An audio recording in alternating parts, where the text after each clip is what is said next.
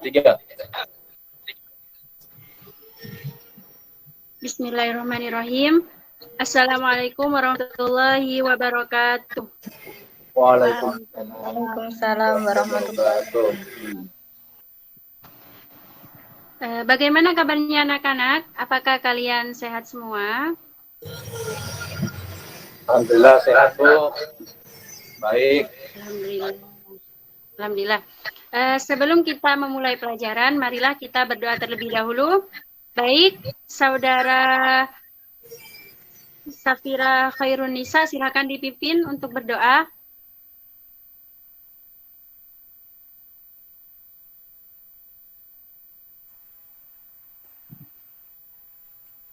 Mari Bu, gimana, Bu? Ya, Safira. Mari kita awali perkuliahan pada hari ini dengan bacaan Al-Fatihah.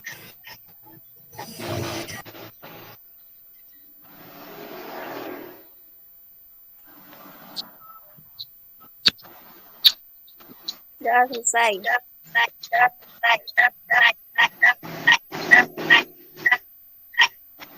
Baik, pada siang hari ini Ibu akan menjelaskan tentang mengenai aurat. Ya, aurat ini sangatlah penting dalam kehidupan kita karena aurat ini apa? Aurat menurut bahasa adalah sebelum Ibu memberitahu mengenai aurat, alangkah lebih baiknya Ibu memberikan sekilas PowerPoint mengenai aurat ini. Baik, Saudara Farudin Arrozi, silakan dibagikan PowerPoint-nya. Ya, Bu.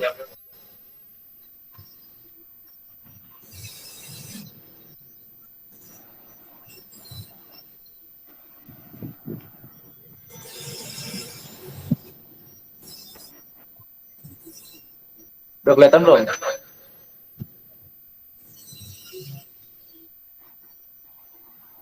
Kelihatan nggak? Nggak ada. Masa Iya, nggak ada? kelihatan. Sudah.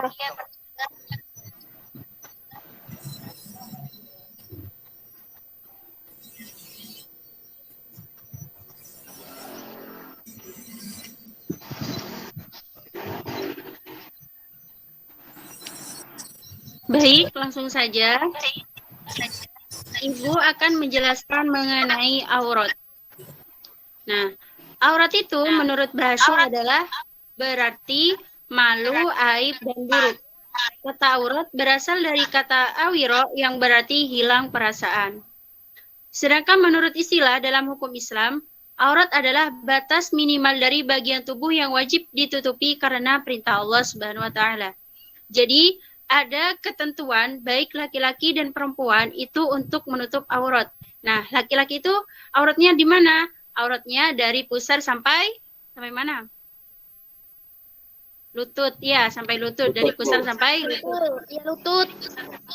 Iya, benar. Sedangkan seorang perempuan itu adalah seluruh tubuh dari ujung rambut sampai ujung kaki kecuali wajah dan telapak tangan. Ya, jadi seorang laki-laki maupun perempuan yang sudah balik itu mempunyai kewajiban untuk menutup aurat. Nah, balik seorang laki-laki itu usia berapa? Ketika dia berusia sempurna 15 tahun atau dia sudah mimpi basah. Sedangkan seorang perempuan itu baliknya adalah ketika berusia 9 tahun atau dia sudah haid. Nah, selanjutnya, oke, next. Makna jilbab dan busana muslimah. Nah, di sini dikaji bahwasanya yang paling ditekankan itu adalah aurat seorang perempuan. Nah, secara etimologi atau menurut bahasa, jilbab adalah sebuah pakaian yang longgar untuk menutup seluruh tubuh perempuan kecuali muka dan kedua telapak tangan. Nah, sudah saya jelaskan tadi bahwasanya seorang perempuan itu memiliki aurat dari ujung rambut sampai ujung kepala kecuali wajah dan telapak tangan. Kemudian, dalam bahasa Arab, jilbab itu biasa dikenal dengan khimar. Sedangkan dalam bahasa Inggris, jilbab itu dikenal dengan veil. Nah, selanjutnya, Busana muslimah itu dapat diartikan sebagai pakaian wanita Islam yang dapat menutup aurat yang diwajibkan agama untuk menutupinya. Gunanya untuk kemaslahatan dan kebaikan bagi wanita itu sendiri serta masyarakat di mana ia berada. Jadi, gunanya seorang perempuan ataupun laki-laki itu sama saja memiliki aurat. Kenapa? Karena dengan kita menutup aurat, maka itu menjaga fitrah kita, menjaga iffah kita di masyarakat maupun di lingkungan kita di mana kita hidup. Nah, mungkin dari pembahasan tadi ada yang ditanyakan. Kalau tidak ada nanti Ibu lanjut. Apakah ada yang ditanyakan? Nggak ada, Bu. Lanjut. Oke, saya lanjut. Kemudian, ada beberapa dalam ayat Al-Quran itu menjelaskan tentang perintah berbusana muslim atau muslimah. Contohnya, dalam surah Al-Ahzab ayat 59 yang berbunyi, Bismillahirrahmanirrahim.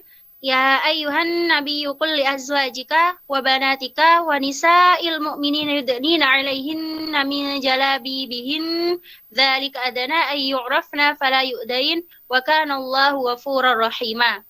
Yang artinya, wahai Nabi, katakanlah kepada istri-istrimu, anak-anak perempuanmu dan istri-istri orang mukmin, hendaklah mereka menutupkan jilbabnya ke seluruh tubuh mereka. Yang demikian itu agar mereka lebih mudah untuk dikenali sehingga mereka tidak diganggu dan Allah Subhanahu wa taala Maha Pengampun dan Maha Penyayang.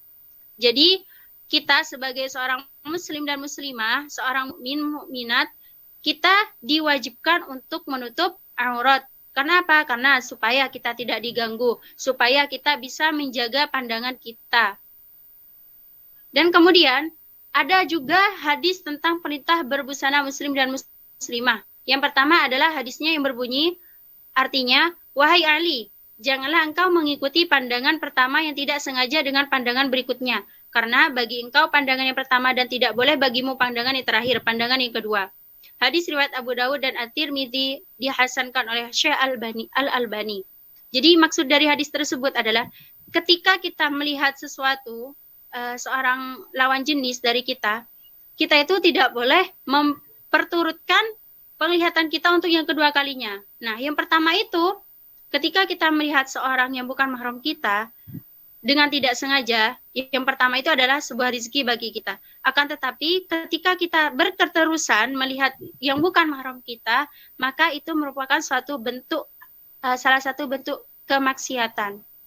Ya, kemudian, hadis yang kedua adalah Rasulullah SAW juga bersabda pada hadis yang lain, pandangan mata itu merupakan anak panah yang beracun yang terlepas dari busur iblis. Barang siapa meninggalkannya karena takut kepada Allah, maka Allah akan memberikannya ganti dengan manisnya iman di dalam hatinya. Lafaz hadis yang disebutkan tercantum dalam kitab Ad-Da'wa karya Ibnul Qayyim.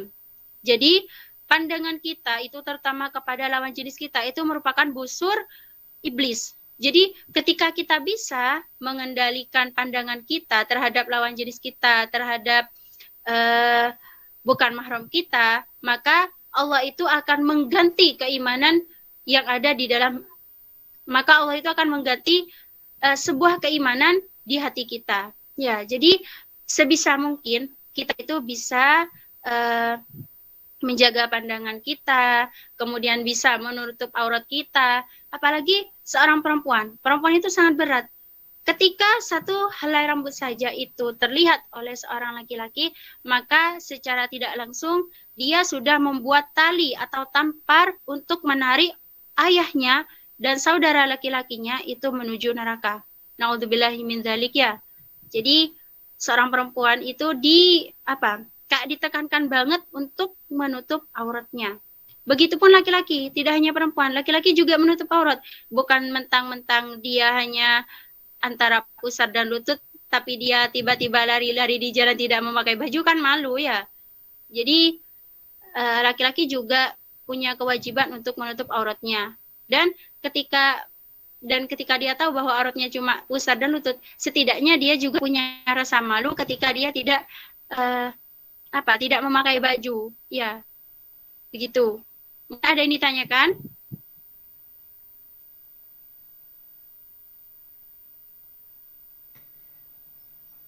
Bu, pertanyaan.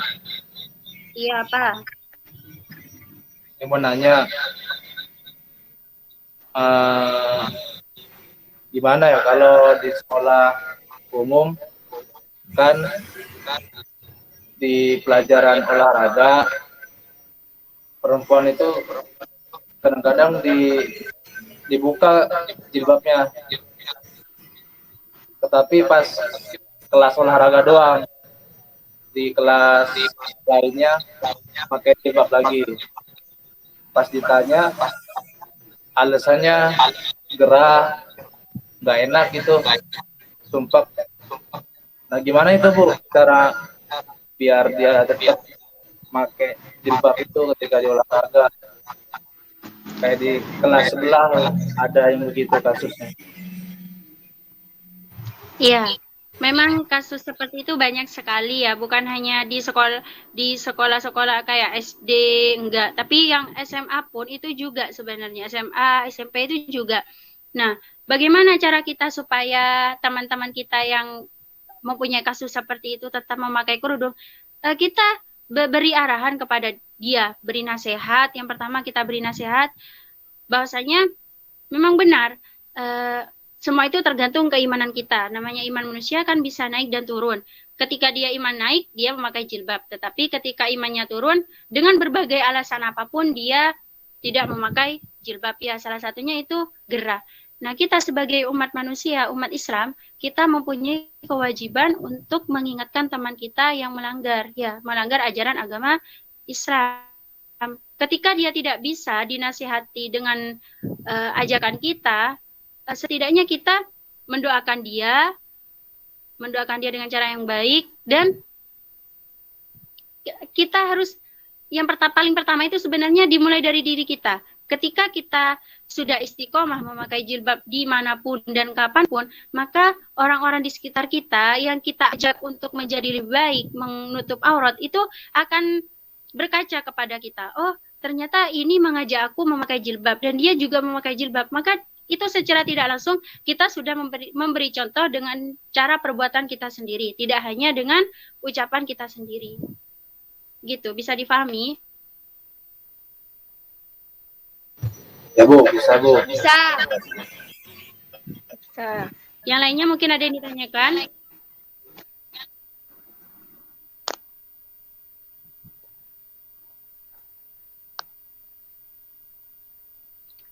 Nita, sudah paham? Saya bertanya saya.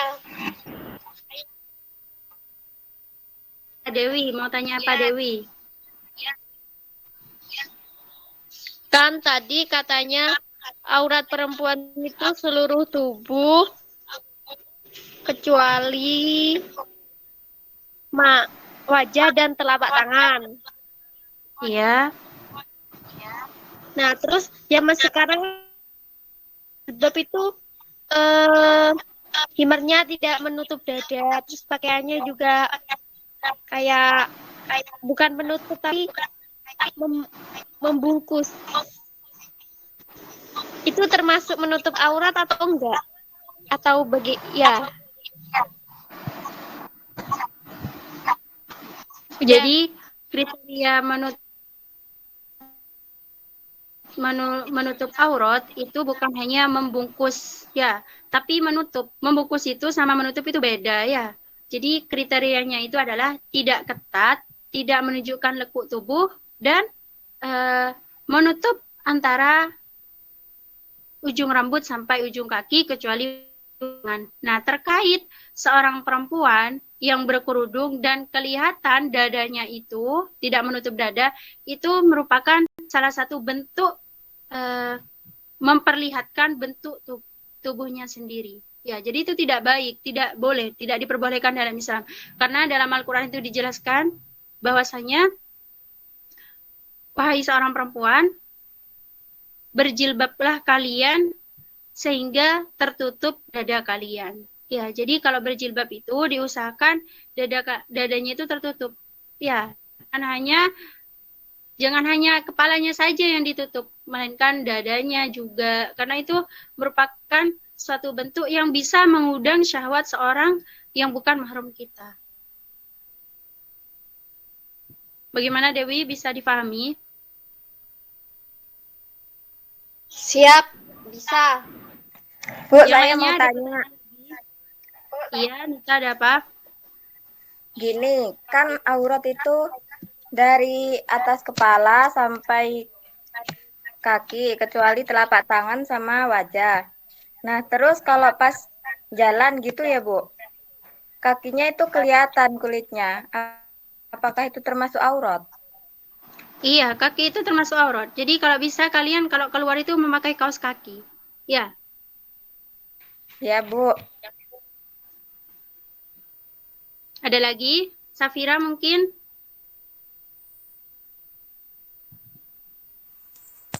Tidak, Bu.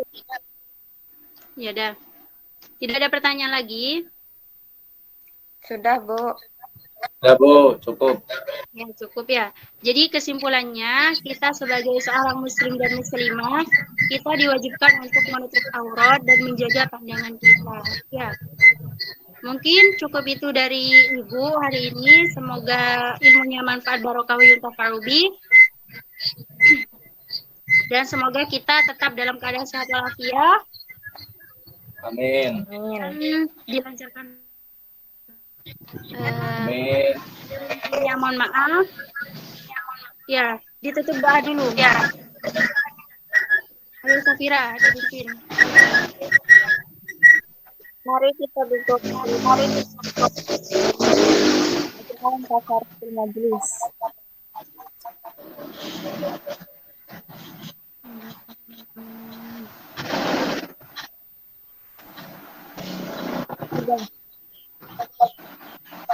Sudah ya? Sudah ya? Ibu Hairi. Wassalamualaikum warahmatullahi wabarakatuh. Waalaikumsalam warahmatullahi wabarakatuh.